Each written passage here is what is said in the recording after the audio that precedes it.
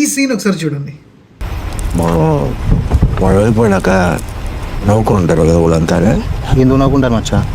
నవ్వుకుంటారా? పొలుపు పాతిందనే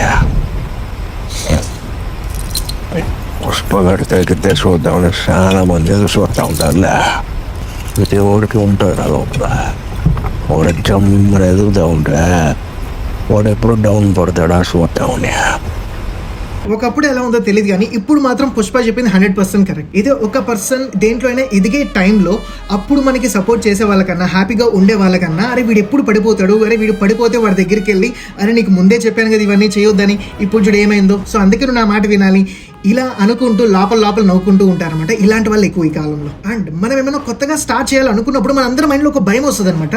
అరే నేను ఫెయిల్ అయిపోతే నన్ను చూసి నవ్వుకుంటారేమో, అరే నా డౌన్ఫాల్ చూసి పీపుల్ హ్యాపీగా ఫీల్ అవుతారేమో, అరే 100% వాళ్ళు హ్యాపీగా ఫీల్ అవుతారు. అరే నువ్వు నేనేంటి, ఈవెన్ అంబానీ ఫెయిల్ అయిపోయినా, ఈవెన్ అంబానీ డౌన్ఫాల్ అయినా హ్యాపీగా ఫీల్ అయ్యే చాలా మంది ఉన్నారు. ఎవరో తెలుసా?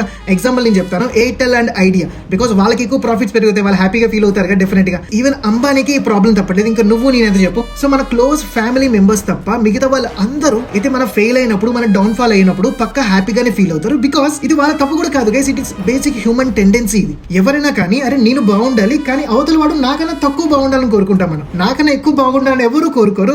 అది ఎవరైనా కానీ except only your family members. Me mother, me father, me sister, me brother, వీళ్ళు మాత్రమే నీ గ్రోత్ అప్పుడు ఫుల్ గా హ్యాపీ ఫీల్ అవుతారు, ఇంకా ఎదగాలని కోరుకుంటూ ఉంటారు.